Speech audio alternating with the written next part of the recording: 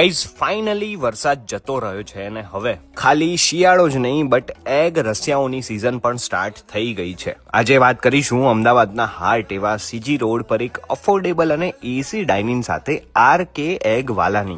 Cheese butter અમૂલનું જ અને oil મસાલામાં ઉત્તમ ક્વોલિટી જ વાપરવાની, તો જ મજા આવે અને પબ્લિક ફરીથી આવે.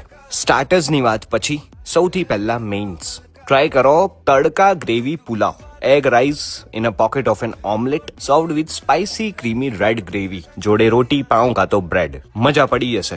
Then egg rangoli signature green gravy માં omelette pieces with 4 different dressing on the top. A solid flavorful dish.